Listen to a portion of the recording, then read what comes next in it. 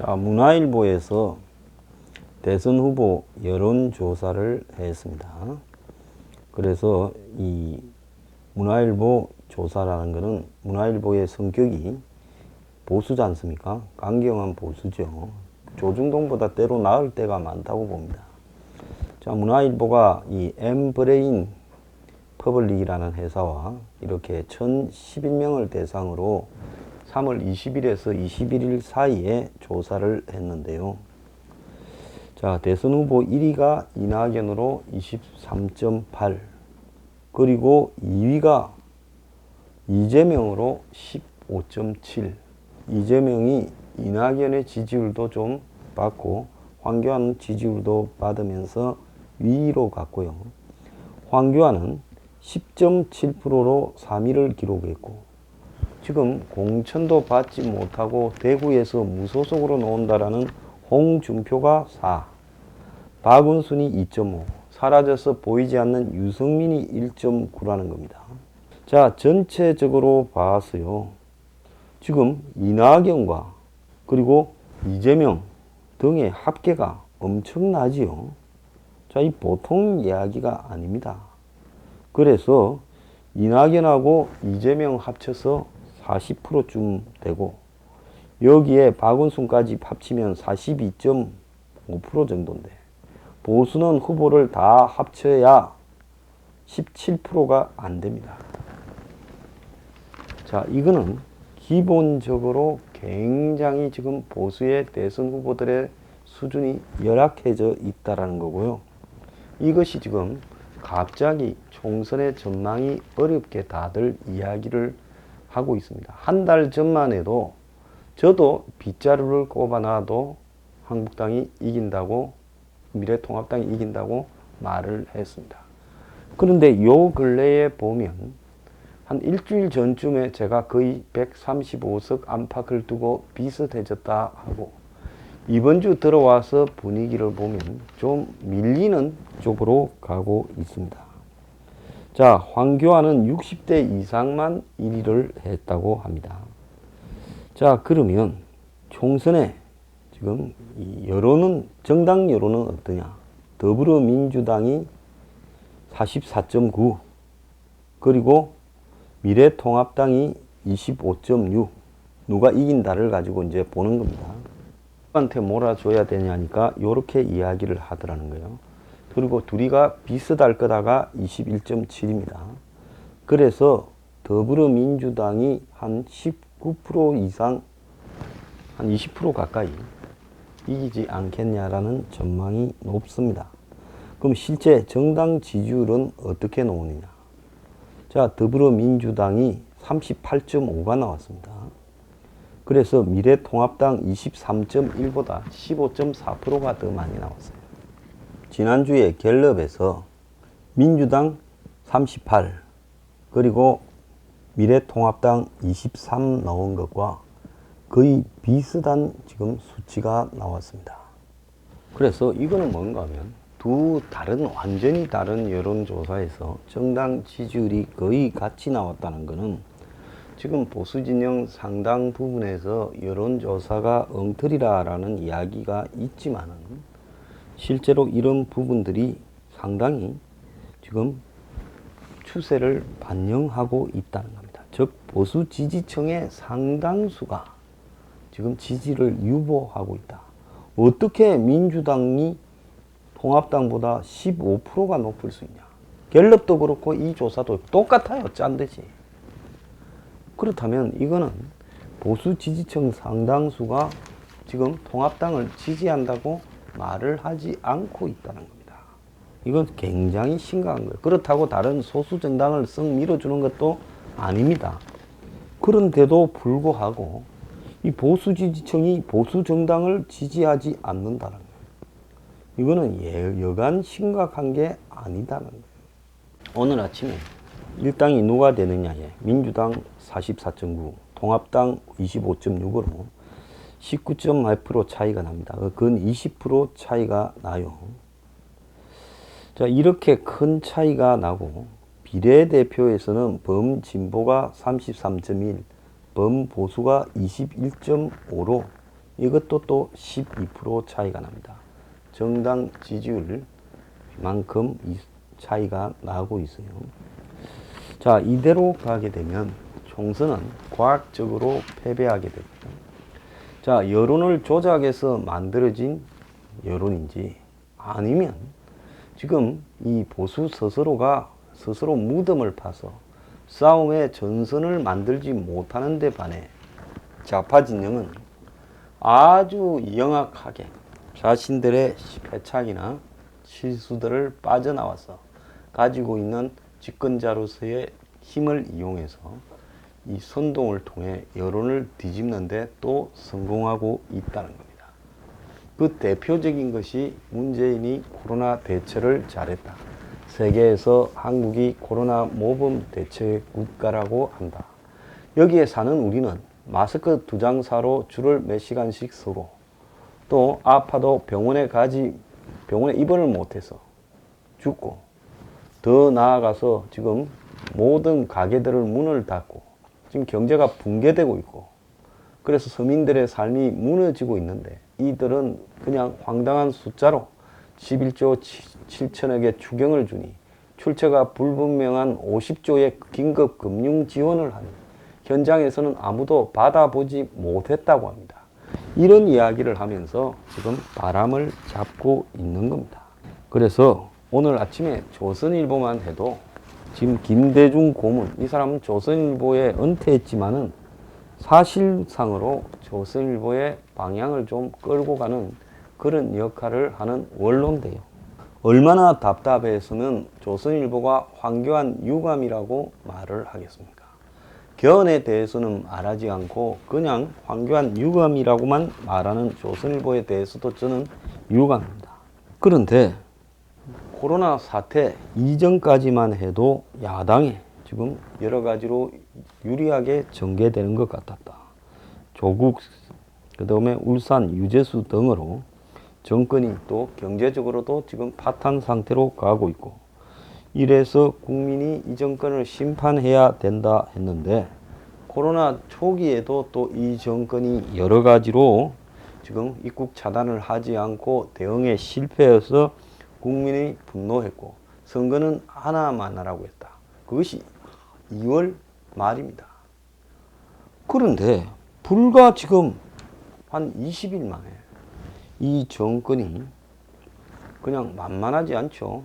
근데 이 정권이 대단하기보다는 저는 한국의 보수의 수준이 발바닥이고 너무나 저질이라는 겁니다. 저질 정도가 아니라 이런 보수들은 솔직히 말하면 멸종돼야 된다 이런 생각까지도 하고 있습니다. 그러니까 문재인의 저열한 수법이 통하는 거예요. 안면 몰수 호암 무치에다가 국민의 비판을 기회로 바꾸고 그러면서 코로나 초기에 이 코로나는 하늘이 야당한테 준 기회고 문정권을 심판하기 위한 기회라 했는데 지금은 여권이 이 코로나를 자아자찬하면서 국민들에게 그것이 먹혀들도록 만들면서 상황을 반전시키고 있다. 정부가 이런저런 돈을 살포하겠다. 무슨 지금 지자체별로 돈 뿌리고 있지요. 그리고 또 야당에 지금 방향성 상실이 겹쳐지면서 결국 개헌이라는 게 뭡니까? 야당에 던진 떡밥이에요. 이 떡밥은 물지 않았어야 되는데 황교안, 김무성이 이 떡밥을 물고 또 지금 미통당 안에 수많은 사람들이 이 떡밥을 물고 다니면서 결국 이런 떡밥들이 또 야당을 무력화시켰다. 그런데 그 부분에 대해서는 누구도 지금 김대중 고문조차도 말을 하지 않는다. 자, 그러면서 요 말은 싹 빼고 질이 멸렬한 야당보다 현직인 문정권이 낫다라는 쪽으로 지금 방향이 가고 있다. 오늘 이야기를 하고 있는 겁니다. 그래서 국민들한테 그간의 행태를 봐서 저런 야당에 당을 맡길 수 있겠느냐. 그렇게 지금 끌고 가고 있고 둘 다 행편없지만 차악을 선택하라면 그래도 우리가 낫지 않냐. 이렇게 지금 이야기를 하고 있어요. 자, 그러다 보니 간이 커져가지고 조국을 팔아가지고 당도 생겼어요. 열린민주당이라는 비례대표 정당 아닙니까? 거기에 조국하고 관련 있는 사람 최강욱이 하고 그 다음에 부동산 투기 김의겸이 하고 다 갔잖아요. 자, 그러면서 근데 그 반면에 미래통합당을 한번 봅시다. 지역구 공천을 둘러싸고요. 김형호의 사천이다. 또 이명박의 친이계에 흘러간 인물들의 부활이다. 지금 이렇게 되고 있습니다. 새로 들어온 인물 중에 돋보이는 인물이 거의 보이지 않고 공천을 주는 기준에 대한 명확한 원칙조차도 공관위가 국민에게 말을 하지 않았습니다. 비례대표 공천을 둘러싸고 미래한국당이란 걸 만들었다가 한성교와 공병호가 희대의 지금 코미디를 연출해 버렸습니다. 자, 그리고 김영호라는 사람은 초반에 뭣도 모르는 사람들이 잘한다고 박수를 치니까 곳곳에 지 사람을 꼽아 넣고, 그리고 혁신 통추이니 공관이니 전부 다 개헌 세력들이, 정권에 붙어먹는 개헌 세력들이 장악해가 있고, 총선을 앞둔 TV 토론에도 박영준 등 개헌을 이렇게 이야기하는 세력들이 나와서 떠들고 있습니다. 어젯밤에 KBS에 그 나비 넥타이 메고 나오는 그 코미디언 비슷한 친구가 하는 뉴스쇼에 박영준이 나와서 떠들고 있었습니다. 그 사람 말 중에 실체가 하나도 없습니다. 아무 핵심이 없어요. 하나만한 이야기를 그냥 두루뭉실하게 말하고 있습니다. 왜? 이 현 정권하고 박영준은 뗄래야 뗄 수 없는 관계가 있어요. TV에 자주 나간다는 것은 현 정권이 선호한다는 겁니다. 황장수 같은 경우에는 TV 공중파는 고사하고 종편에서 아마 문정권이 있는 한은 영영 발을 들이밀지 못할 겁니다. 이건 뭘 의미하느냐? 이 정권이 한정을 한 자들만 야당에서 설칠 수 있고 그리고 움직일 수 있다는 거예요. 자, 저는 친이 친박에 대해서 그냥 별 이해관계가 없습니다. 그런데 가만히 보면 이번 공천에서 친박이나 강경투쟁을 하는 쪽을 전부 물을 미기거나 뿔뿔이 분열시키는 쪽으로 공천이 작동을 했습니다. 이것은 미래통합당 내부뿐만 아니라 지금 장외에 있는 무슨 10월 국민혁명 세력이라고 불리었던 강경보수 세력들도 희한하게 10월 말에 최고조 이후에 지금까지 오는 과정에서 분열되고 해체되고 그리고 여러 공작들이 작동하고 있습니다. 지금 보수라 불리우는 인물들 중에서도요, 보수가 아니라 문 정권의 간첩들이 수두룩해서 이들이 그나마 몇 안 되는 강경 보수들조차도 무력화 분열시키고 있다는 겁니다. 자, 그래서 지금 박근혜 전 대통령도 저는 일종의 노림수에 걸려들었다고 봅니다.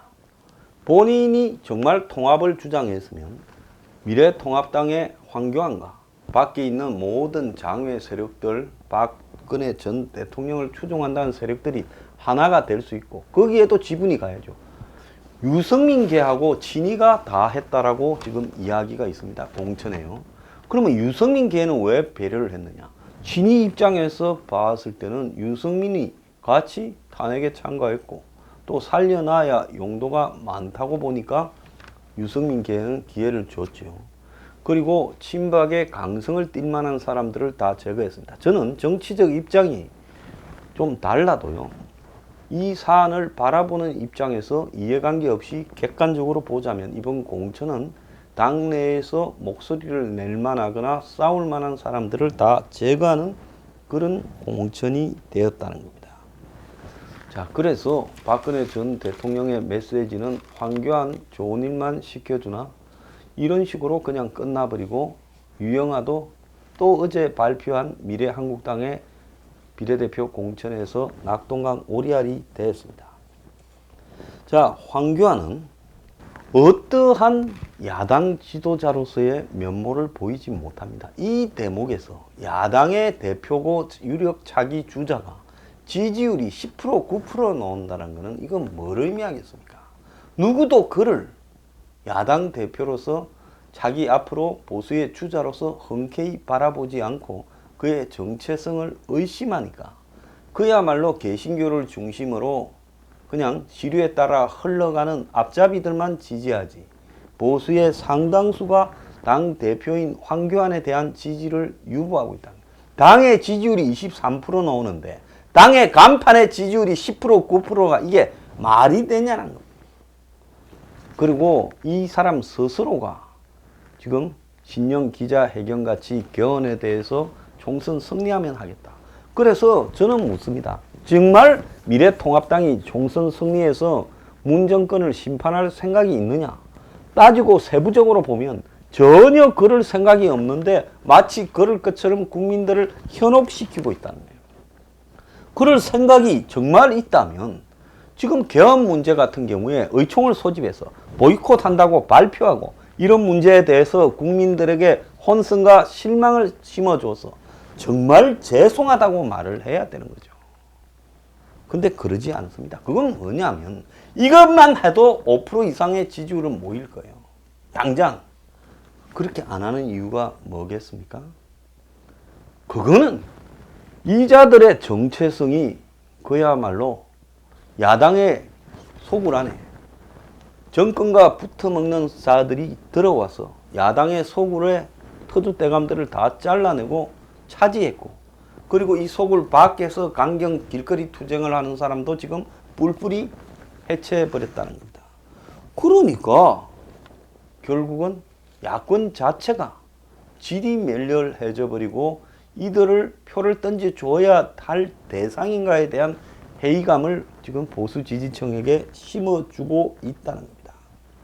자, 저 멍청한 황교안은 총선에 지면 친이가 자기를 그냥 두겠습니까?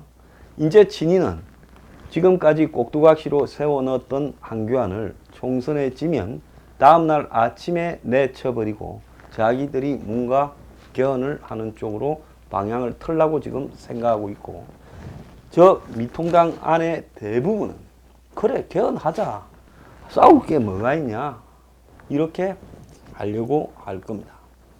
자, 조선일보가 보수를 전체 문이냐 반문이냐 이렇게 해서 보수가 통합돼야 되고, 통합에 들어오지 않는 길거리 보수들을 이런까지 거론해서 비판을 했습니다. 그런데 김대중이 칼럼을 이래 쓰면서 왜 개헌에 대해서는 말을 하지 않냐? 개헌 문제가 지금 본질이라는 말은 쑥 빼고 있어요. 이거는 뭔가 하면 조선 내부에서도 자기들끼리도 지금 정체성의 혼란을 겪고 있다는 거죠. 자, 보수가 이겨서 심판해야 될 것 같은데 개헌을 해서 딜 쳐서 기득권을 유지하는 쪽으로 갈 수만 있다면 그것도 나쁘지가 않다. 그러니까 조선이나 동아나 중앙이 개헌에 대한 보도를, 개헌이 진행되고 있고 국회 표결을 앞두고 있는데도 한 줄도 보도하지 않는다는 겁니다.